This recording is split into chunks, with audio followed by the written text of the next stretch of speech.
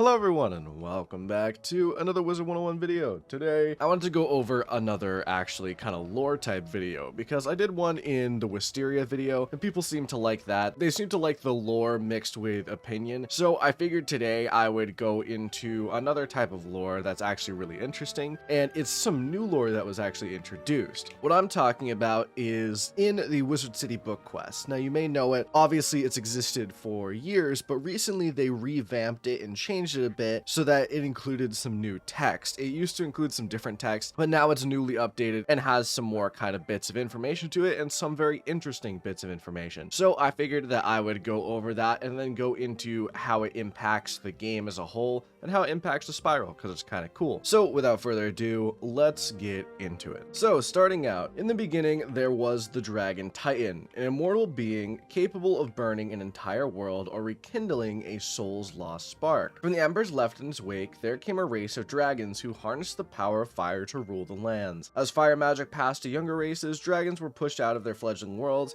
seeking refuge beneath the sleeping form of their ancestor. Their drake offspring formed alliance with roving human clans to rebel against their parents, ultimately establishing the empire of Dragonspire. Now this is actually interesting because it includes quite a few parts of the lore. First off, and this is a huge one, is now we know why Malistaire went after the Dragon Titan. In the main part of the lore, it isn't really explained. It's just explained that obviously he went after the Dragon Titan, the Croconomicon and everything, and kind of was hoping that he could bring back his wife, Sylvia Drake.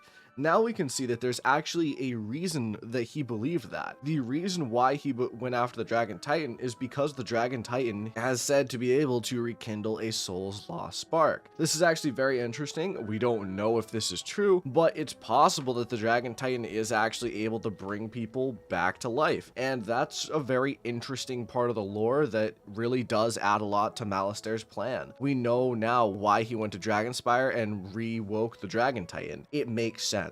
But in terms of actual other lore here, we have the establishing of Dragonspire as an actual world, and it does make sense that they established their place underneath the Dragon Titan that is sleeping, which obviously you can see here up there. That's the Dragon Titan that's sleeping. And you kind of get the idea of Malistaire's plan and what Dragonspire as a whole is from this. I just found it to be a really cool piece of lore, but let's move on to ice magic. Alright, in the first world, the child of Lady Nightstar, the Grandmother Raven, battled constantly. Titans they were, embodiments of ice, fire, and storm. Their conflict shook the world, but by the time of the spiral, only their offspring remained. Giants were the descendants of the Ice Titan, who used his powers to create frost castles from frozen clouds. Like their ancestors, they battled the dragons on the ground until the wars decimated both races. The giants retreated to the world now known as Grizzleheim, where the few who still remain rule the frigid realm of Wintertusk. So obviously this is actually the whole plot line of Wintertusk if you didn't really know it. Basically, the whole plan of the Coven and us trying to stop the Coven is that they are trying to reawaken the Ice Titan. The Ice Titan of Ymir is in Nastrond underneath the tree, which does kind of make sense why Grandmother Raven is guarding it, because if he did ever wake up again, it would bring obviously disastrous consequences. In terms of Nordrland, Australand, Vestraland, and Sudreland, those are all the giants who are the offspring of the Frost Titan. The Frost Titan, again, still sleeping here. So just a cool little piece of lore. I think we already knew most of this from the old text mixed with Wintertusk's lore in of itself, because Wintertusk already kind of does have this lore of the Frost Titan and then the giants,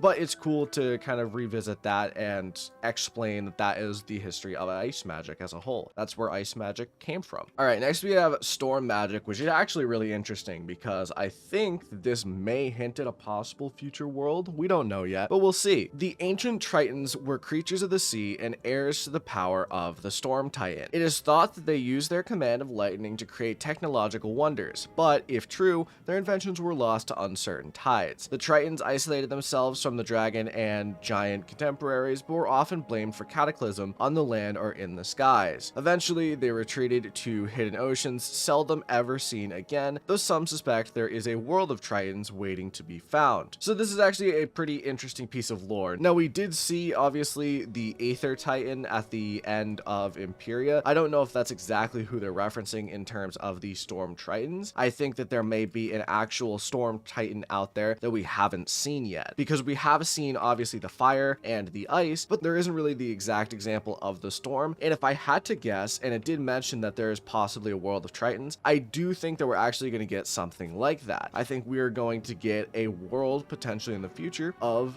Triton-like people that have the powers of the Storm Titan, and it's a very technologically advanced world. This could actually potentially be an Arc 4 world. So potentially this lore might even give us hints of what a future world could be. So if that excites you, let me know in the comments below. I do find it interesting. I'm not particularly a fan of underwater levels, but if it's like a technologically advanced kind of underwater society, I could see it being much more interesting than most underwater levels. So that's pretty exciting. All right, next we have life magic. And life magic is probably one of the more interesting ones because it's actually something that we kind of see in the game, but we didn't really know about. So life magic was said to have been discovered by the earliest inhabitants of Ravenwood, guided by none other than the grandfather tree himself. He instructed his early disciples to plant trees and tend to a grove to learn the complex interactions of all living things. As these early Thurges advanced in their studies, so did too their gardens improve, eventually sprouting the sentient spell trees. Not just life magic, but all schools. Each tree embodied a new form of magic, a new aspect of existence. It was through their growth, study, and teaching that magical law was tested, explored, and codified. Sorry, I didn't scroll down for that one, but you heard what I said. So it actually turns out that life magic itself was invented by Bartleby. It's very interesting and a piece of lore that I don't think we knew. I don't think that that was mentioned at all in the past, but a very interesting piece of lore nonetheless. Turns out, you know, he invented this and he grew all of these trees. It does make sense that he then kind of grew the different types of trees that were the sentient forms of magic. Very interesting, and it's how Ravenwood as a whole was formed, and it turns out that it was actually formed by life magic. So life wizards,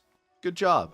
Proud of you. Next up, we have myth. In its most rarefied form, myth is the magic of the mind, the energy of thought, and imagination. But in its current application, the myth school is relatively young, relying as it does on fables and legends that needed to first be written. Conjuration was discovered by a bard named Jack Stanley Kane, who sang a troll song so well the troll came to life and attacked the audience. The performance received mixed reviews, but the monster summoning was embraced by everyone from tyrants to toddlers and remains in practice today. So the history of myth magic is actually interesting. I tried to look up who Jack Stanley Kane could be a reference to. I'm not entirely sure. There was a composer in Canada from like the early 20th century named Jack Kane, which is interesting. And then obviously there's Stan Lee, the comic book writer. I thought maybe potentially that could be it, but otherwise I'm not sure. If you possibly know, leave in the comments below what you think it could be a reference to. But in my mind, that could just potentially be it. It makes sense because Stan Lee was obviously a very prolific and amazing writer of comic books and legends and kind of myths, these fairy tales that are super interesting. So it would make sense that there's that. And then the other guy was a composer who, you know, composed things. So that's where the song aspect comes from. Not entirely sure, but that's my best guess. As for the rest of it, that actually leaves very interesting prospects for a myth, because myth isn't just the school of kind of legends and myths as said, it's actually the school of creation. And that's why we have stuff like minions and stuff. And I actually really wish that we went into that more. Like, I wish that minions were a more useful thing in like PvE anyway, because I think that minions could be a really cool aspect of myth, especially since it seems so inherently tied to the lore, but it's not really. So I hope to see that in the future, but who knows? All right, next is history of death magic, which is interesting and about what you'd expect from death magic. The original practitioners of death magic were shunned by their societies, written off and punished as plague carriers and spirit thieves. And it's true that many ill intent found a school with such spooky spells thematically amenable. The worst such group was the cult of the corrosive chorus, a sect from ancient Azteca who loathed the song of creation and sought to unwrite it. They traveled across nascent skyways, summoning banshees and spectral skulls to scream a discordant melody that could unmake worlds. Some believe Bartleby himself intervened to stop them, cursing the death cult with eternal life, sealed forever in a soundproof prison. So if that is true, Bartleby is metal as hell and kind of a cruel person. Cursing people with eternal life and then sealing them in like a soundproof prison sounds absolutely horrible. and, you know, it brings a new light to Bartleby. Bartleby is potentially terrifying. But in terms of everything else, it's not exactly surprising. Necromancers and death magic as a whole has obviously always been kind of a stigma. It's a stigma in every video game, and it's a stigma in the past as well. Like, obviously, necromancy and magicians and dark magic, all very interesting and, you know, potentially scary things. It's actually interesting that they offer it at Ravenwood with that really dark stigma behind it and the kind of potential negative impact it brings. I don't know really why they offer it in Ravenwood, but they do, and I'm glad they do. So, you know, that's the history of death magic. Really interesting, and I say it's pretty good. All right, next up and finally is balance magic, which is interesting as well. Traditional theory holds that there are two broad categories of magic: elemental, fire, ice, and storm, and spiritual, life, death, and myth. Legends of astral magic from ancient Celestia often complicated those old definitions, but there is yet to be physical evidence of the practice. It was ultimately the discovery of balance magic on Krakatopia that upended the previous paradigms and introduced a composite sorcery that blended the powers of elemental schools while also being able to enhance or debilitate the spiritual powers. Today, balance is considered one of the core 7 schools of magic, but many institutions have yet to fully incorporate it into the curricula. So as a whole, balance is obviously kind of interesting. It was discovered after the other magics, which isn't exactly surprising. It's a more blend of the magics, so not surprising that it would be harder to discover than, say, like, you know, an inherent element like fire, ice, or storm. But that does make sense. That makes sense. It does hint a little bit at like things such as astral magic, which at this point of time have